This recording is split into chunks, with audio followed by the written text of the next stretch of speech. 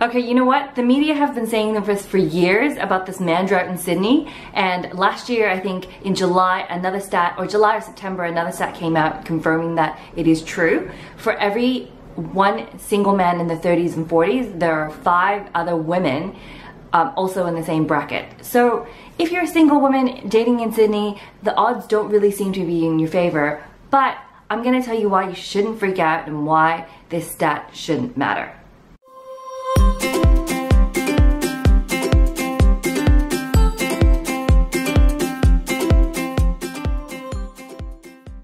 Numbers aren't that great for single women in Sydney, but there are other things to consider. You know, you might want to consider the women who aren't ready to date and who are doing nothing about the dating lives. They're not online, they're not going out, they're just kind of doing the same thing over and over again. So if you're actively looking for someone in your life and you're serious about making some changes this year, I've got a couple of tips for you to beat the odds.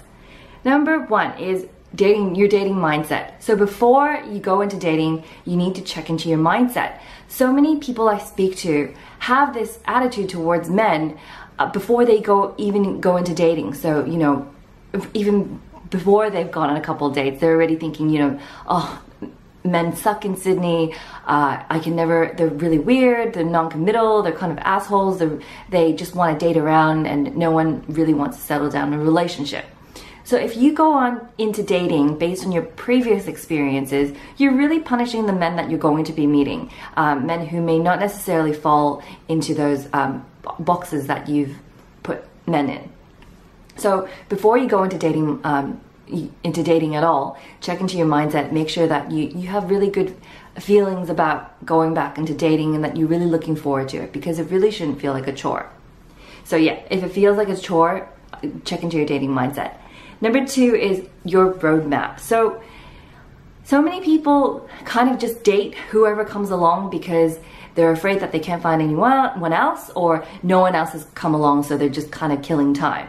So you don't want to be doing that, because if you date someone for 3 to 6 months just because they're there at the moment, not because of what they want, you go into these relationships and 18 months later, you're single and you're still in your 30s and you're freaking out even more than ever. So don't waste your time on relationships that don't have longevity. Number 3 is self-care. So the stats say that you may be competing against 4 other women, but you know, the only thing you can do about that is show up as the best version of yourself. And to do this, you really need to do what makes you feel good. So self-care. What can you do to make you feel 100% confident? I know that before I used to go into my uni exams, I would just dress up and I would make sure that I washed my hair, I did my makeup, that I did everything that I would do to get ready. So while everyone else was cramming an hour or 2 hours before the exam, they're walking up to an exam in their pajamas, I would walk up just, you know, well presented. I felt good about myself. So when you feel good about yourself, you project that, and it gave me the confidence. Made it through uni. It works for me. Then the next thing that you want to keep in mind is communication tools. So say you know what you want, and a relationship with someone who's looking for the same thing, same life goals as you, is what you want.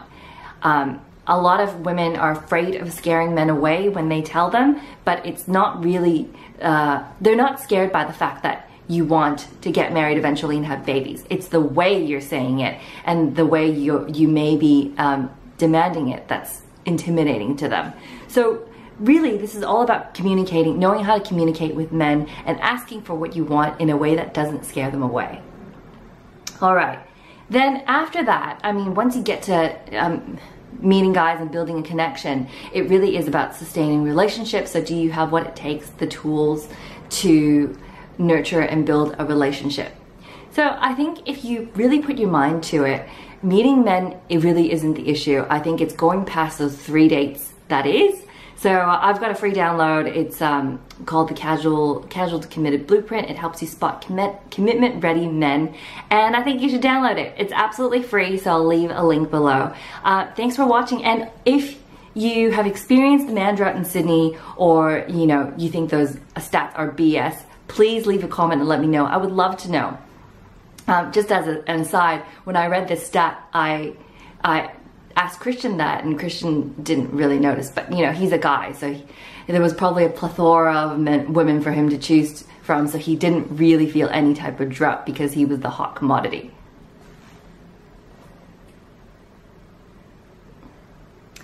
Okay, so if you like this video and you want more like this, we'll talk about how to get out of a man drought or how to cope with a man drought in your city, leave me a comment, and as always, please subscribe. Really appreciate it. Thanks.